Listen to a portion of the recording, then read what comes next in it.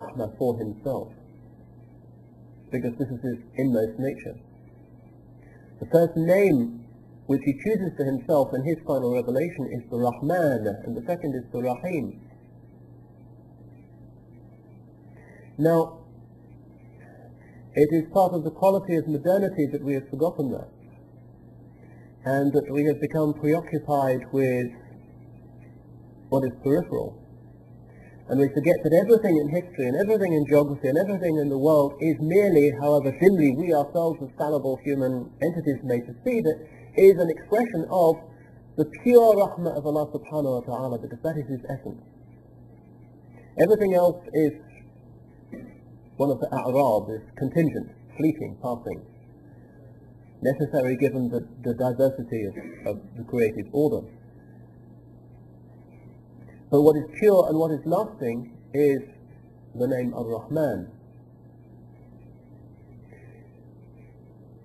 In the hadith we learn that Allah has 100 mercies, one of which he has sent down to earth, by which human beings and animals, other creatures, have mercy to one another. يَتَرَاحَمُونَ بِهَا.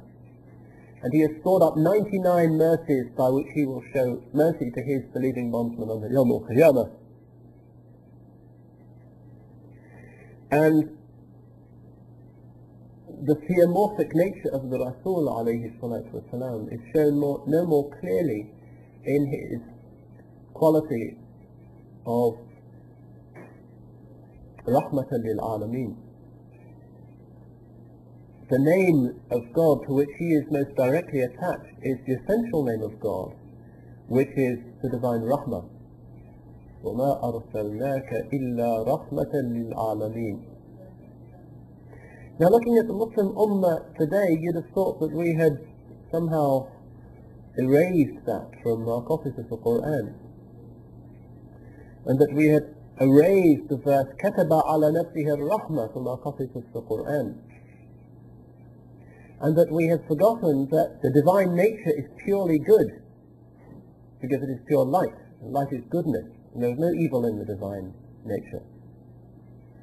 And instead, we have turned Islam into something that frequently, not just in our ibadah of Allah subhanahu wa ta'ala and in our intuition of his nature, but also in our dealings with each other, that this tarahum has gone. But instead we are abrasive and suspicious, and that when we see a brother who is praying in a way that's slightly different to the way we have been taught to pray, our first instinct is not, alhamdulillah, a point of light in a dark universe. No. Instead we say, well, if only he was holding his hands a little bit higher, or if his thobe was a little bit shorter, or if. So we have turned the pure rahmah, that is the practice of the sharia, into a weapon with which to strike one another. And this is a very dangerous and subversive inversion of the intention of religion, because the sharia is pure rahmah. Allah has no desire to impose encumbrances on his slaves. Everything that he requires is pure rahmah, because that is his nature. And the sharia is pure rahmah.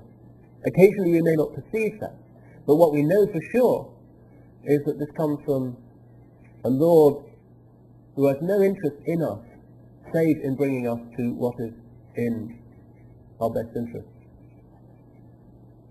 Rahmatan lil alameen is the attribute of the one who he sent to us.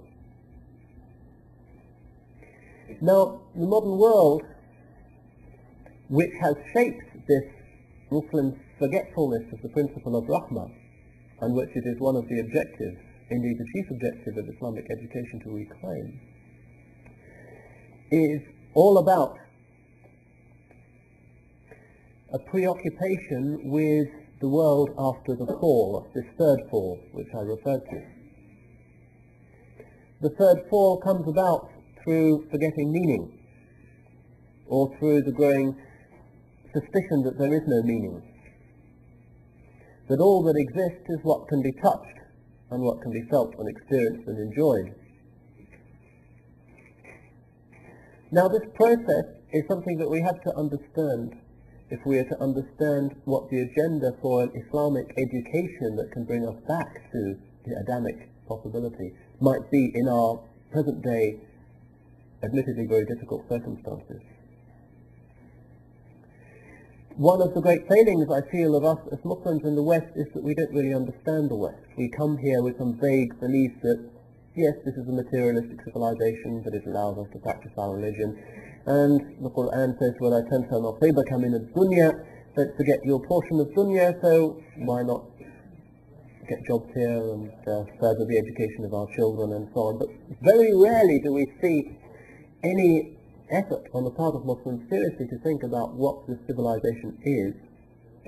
And the result is, in many cases, the loss of Islamic identity within a generation or two, because we don't know what is the caustic mixture of this melting pot into which we have jumped, or at least into which we have happily thrown our children.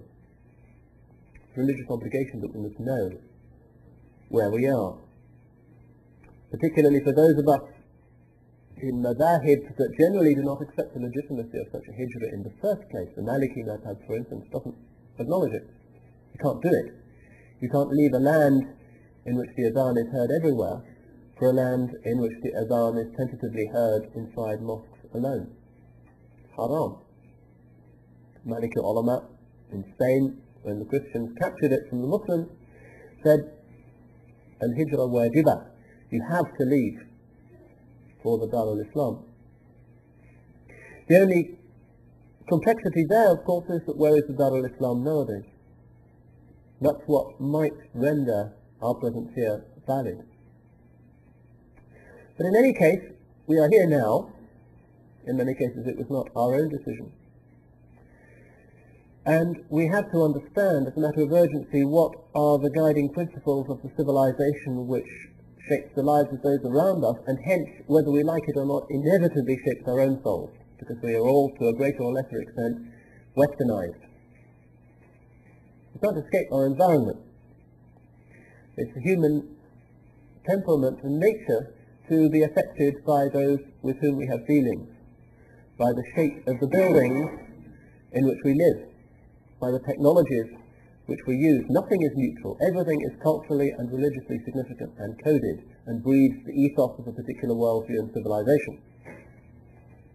We need to understand what is that ethos, what is that civilization. Is it one that will enable us to create a project for Islamic education, and hence for Islam, by uncritically importing medieval Islamic paradigms and assuming that their application will still be relevant? Or do we need some kind of fertile synthesis? Are there ways in which we can even learn from at least the technique of modernity in the fundamental Islamic ambition to regain our status as Khulafa of Adam and Hawa? Now, the quality of the modern world is, if you like, a preoccupation with signposts at its best. At its worst, it's nothing at all. Individuals wandering through life in a kind of contented, warm fog, perhaps occasionally having a glimmer of recollection of something higher, something more meaningful, but essentially wasted lives. Perhaps most lives are like that. But we can also say that because we don't believe in the fall, and particularly to the Maturidi Imams, we know that there is a natural knowledge, and that human beings can intuit goodness and truth and the Creator without access to a formal kashfi revelation, that there is knowledge around us that is in some sense authentic knowledge.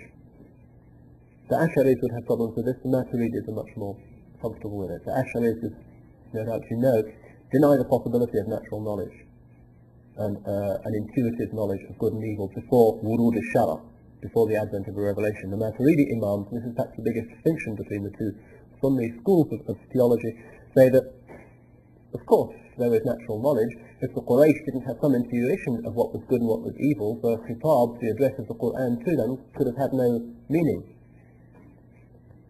That's a complex